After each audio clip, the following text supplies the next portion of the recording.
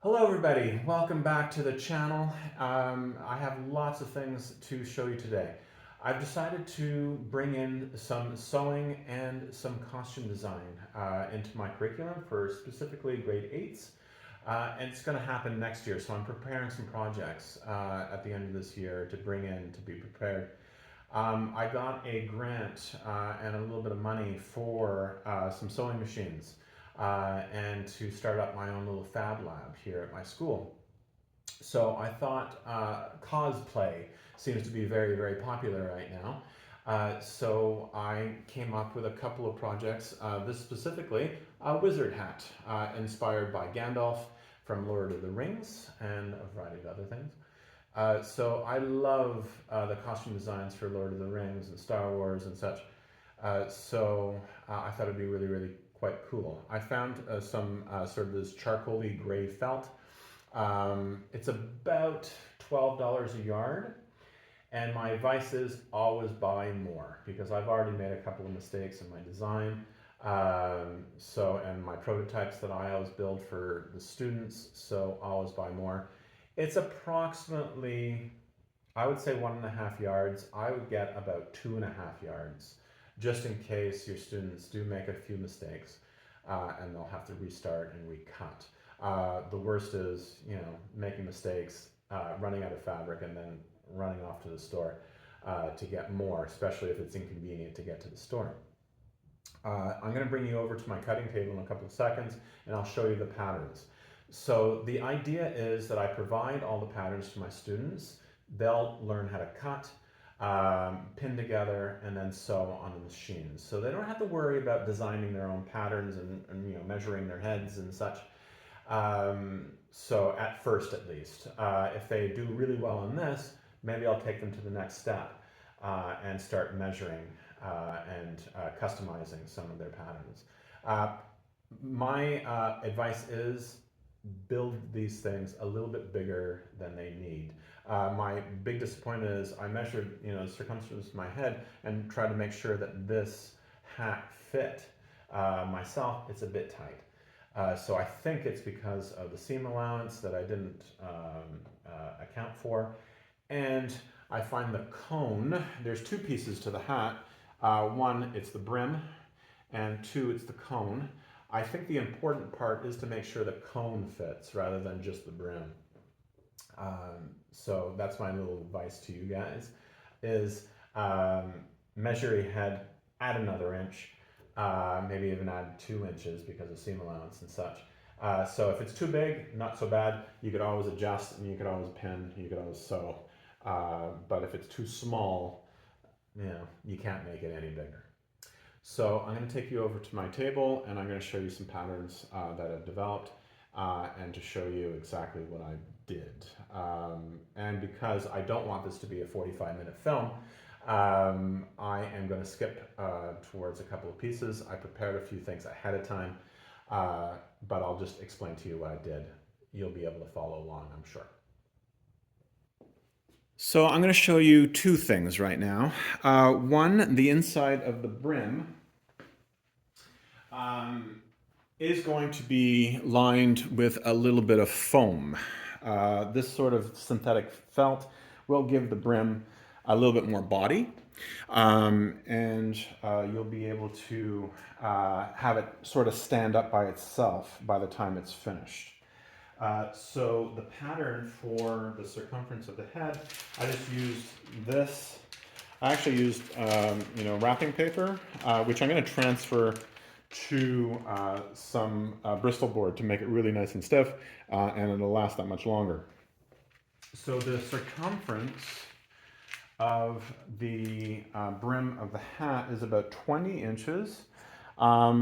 I would actually, if I do this again, I would make it probably 22 because the seam allowance does make it quite a bit smaller and the brim actually turned out a little bit small. So I would actually make it even 22. And then the inside. The inside is a bit of a trickier measurement to decide. I actually measured the circumference of my head and found the center and took a string, my measuring tape actually, and a marker, and made a compass out of it, and made the inside. So the tricky part was getting the cone. So I cut out the cone in double, okay? So I folded it at the half. And then what you do is fold your fabric in half and put your pattern down to the edge. Make sure you have plenty of room. To determine this measurement is I just grabbed my measuring tape, made a compass again, 2 pencils, and went up and spread out. So I grabbed my measuring tape like this with 2 pencils and made a pivot. So it's important to have a little bit of a curve right here at the bottom. So it's not a straight triangle. And I made the length of the cone about 22 inches long. And I took a pencil and go one out and make it quite large. You could always make it smaller by just sewing it. Do not make it too small. I ended up making my first draft too small and it didn't fit inside the hole. And to sort of give you a good estimate, you can go like this and see how big your cone needs to be. And then add an inch or so. And then when you put your cone in the hole of the brim, you could always make the cone a little bit smaller to fit the hole. You can't make it bigger. So that's that. So right now, I'm going to cut out the foam to go on the inside of the brim. And when you're cutting out the circumference of your the brim of the hat, to make it a little bit more cone-like, like this, you got to cut out a wedge, okay, of your circle, and then bring it together and sew it. So it makes a little bit more like a party hat. And it'll go down a little bit more. So it's not going to be like, you know, flat like a pizza. And then cut out the inside. So this foam, though, is going to go on the inside of the 2 liners. So it has to be at least, I would say, at least an inch smaller than the brim is going to be, or it won't fit. It'll be bunchy. So make sure when you're cutting, go on the inside of your line. And that should be the good thing about putting it in. And that'll be the good rule of thumb in terms of your hat.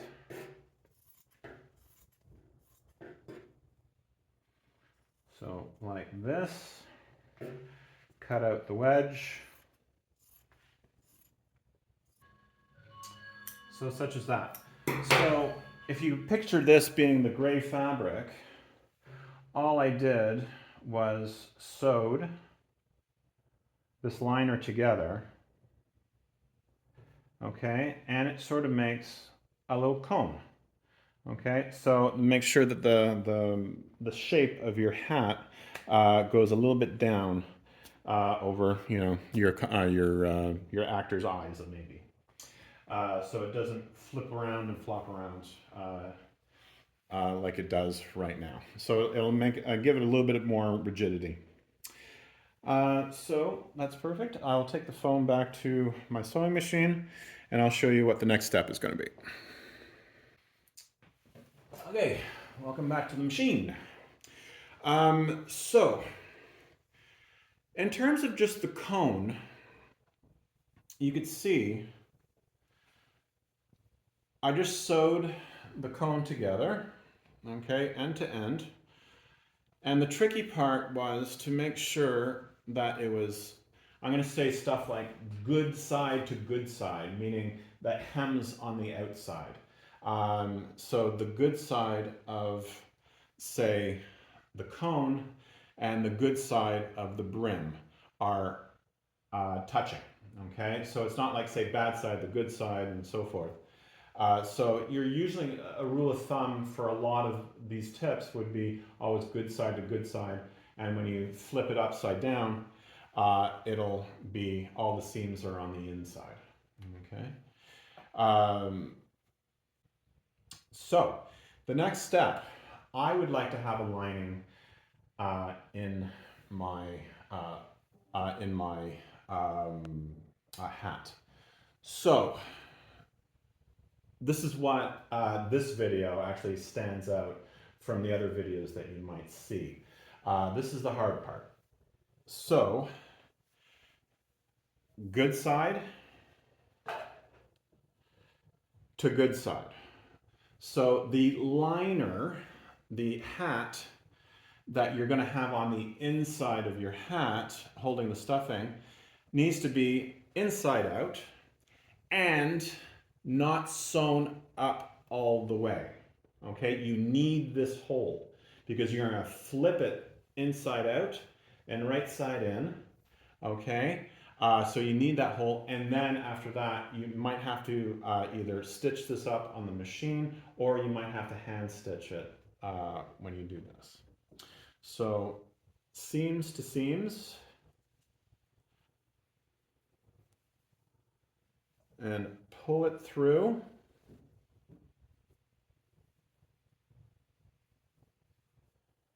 Okay, and make sure these seams line up. This is where the pinning gets into place. And twist it around. And get your pins out.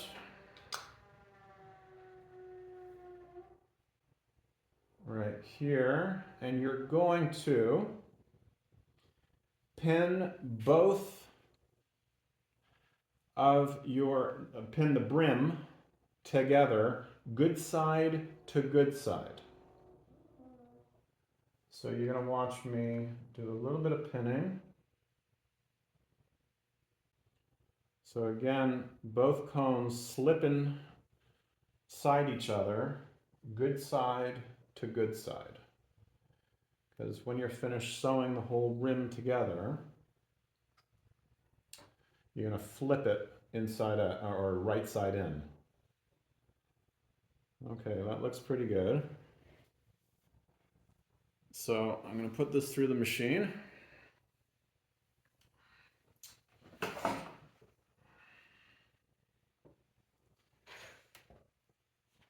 Sure you have all your stuff out of the way.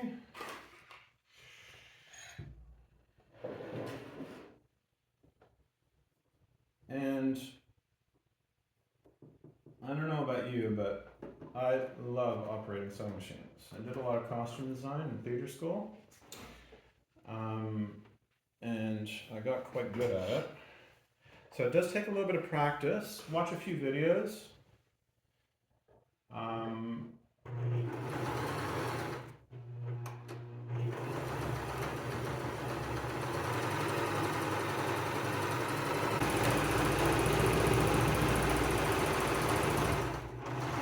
Go up to your seam, do a little bit of back stitching.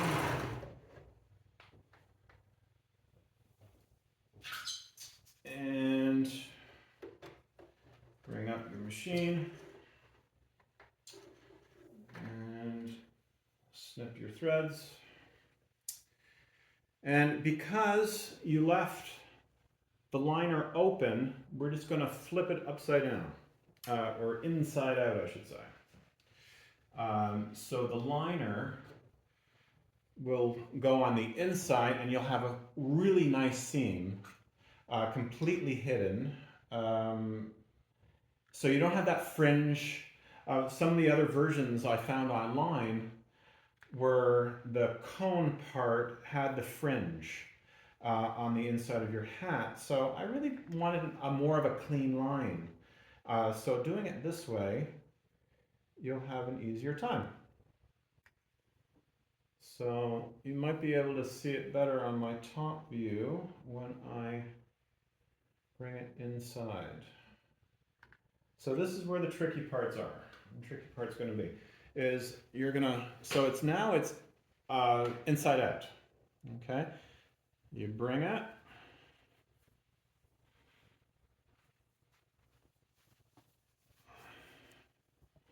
through itself,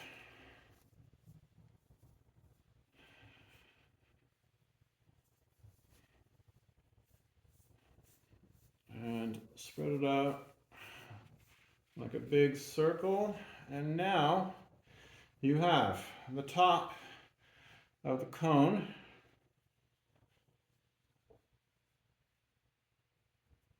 spread it out completely, and the liner, you push it inside. So now you have a really great hat without the fringe of the seam. So it's a really nice, perfectly seamed hat. So the liner is absolutely perfect. So, but before we do that, you need to put the foam in. So that's where the tricky part is. There might be a little bit of finicky work because I'm going to have to do this blind. Some of the other versions where you put the liner in before you sew the cone. So it's a lot easier, but if you do that, you have that fringe of the hat. A couple of ideas to save on foam. Foam is horrible for the environment, and it's also very, very expensive. So I thought using something like a Bristol board liner, you can cut it in a circle and cut a hole out of it like a donut and put it in. So much cheaper, and especially when you have these things that are just cosplay stuff. A lot of my students don't take home their projects. It's all about the experience, and they move on.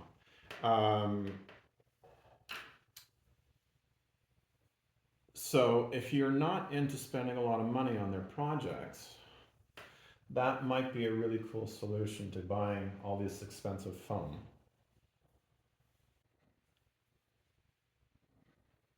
Okay, I'm going to tack this down a little bit. I got the foam nice and flat, but I want to make sure that it doesn't move. So I'm going to make sure that the foam really goes to the edge, and then I'm going to tack it down.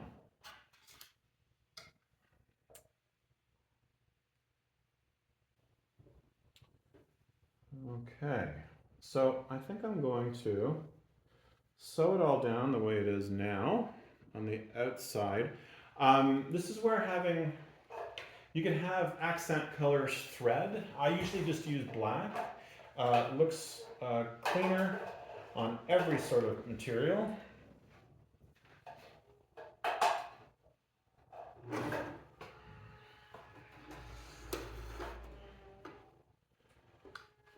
So now I'm going to do a stitch and go all the way around the outside of my hat to smash down the seam a little bit. It'll lie flatter, and it'll keep the foam from slipping around inside the hat.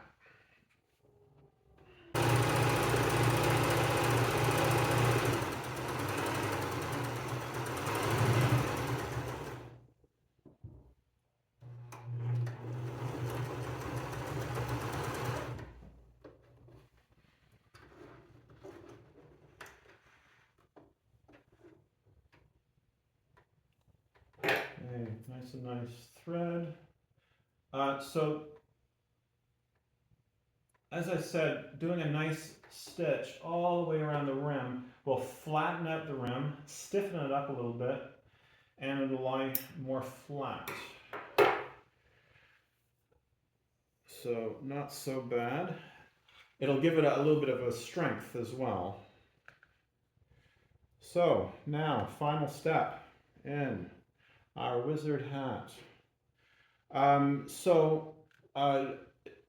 I would say at least 3 to 4 classes. I would say prepare all the patterns for them, make copies for them, all your students, so they don't have to be fumbling around. And obviously, if you have a large class, I would recommend doing this in small groups, maybe having half the class work on another project that they could work on their own. So now you still have this the hole from the lining that I'm going to be pushing right up the top of the cone. So I could do in two ways, just a flat stitch. I could actually stitch this whole thing by hand, but that would take a long time. So I'm going to fold the seam in, such as this. I'll take my time to do that, pin it down. So it'll look like it was stitched from the inside and match up with the other hat, the other good cone, I guess you could say. So I finally got the lining pinned together and in a really nice seam. Don't be afraid of over pinning. Okay, and this is the last step. I will sew that hole that we left in the lining up, and we could shove the lining up the hat. So it's a nice clean lining for your cosplay wizard hat.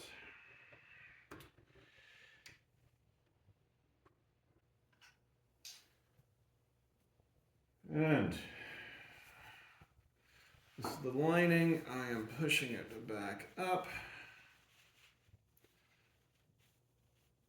You might need the help of a meter stick or a ruler to get the whole thing up, inside out. Don't use anything sharp, obviously.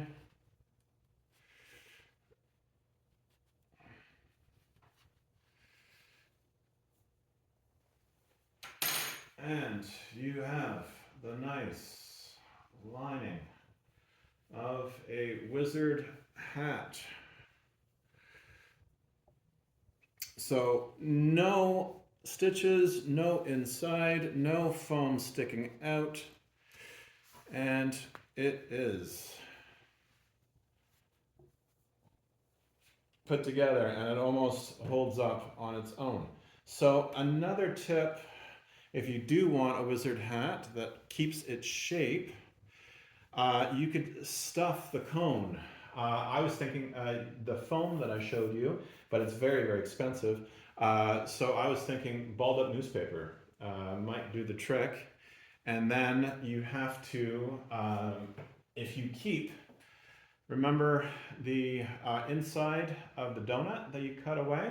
You could use this as a plug right here to make sure all your paper does not fall out of the hat as you're wearing it.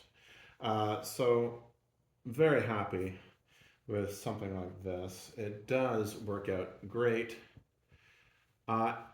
But we've come to the portion of this program, tips and tricks.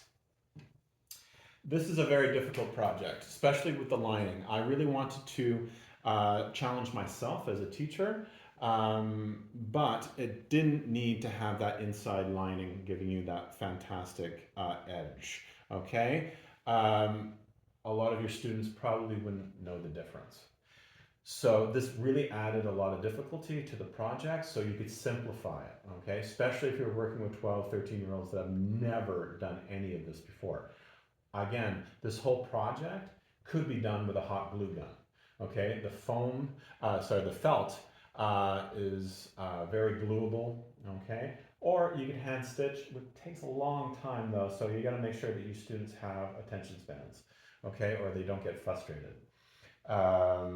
And obviously obviously hand stitching can come undone real easy. So hot glue guns, I would say, would be my suggestion. Have everything prepared for them, okay? Have your patterns prepared.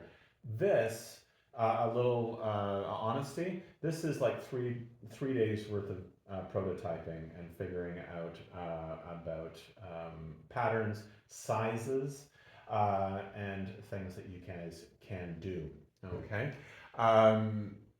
So do your preparation ahead of time. Know these projects inside and out so you can help your students and you're not fumbling yourself. So that is it. So thank you very much for tuning in. I hope you use some of these projects in your own classroom. Send me a couple comments if you'd like. And I'm really hoping this video doesn't turn out to be 25, 30, 45 minutes long. There's a lot of steps to this, a lot more than a lot of my own projects. So stay safe, keep creative, and I hope you have a fantastic time in your classroom.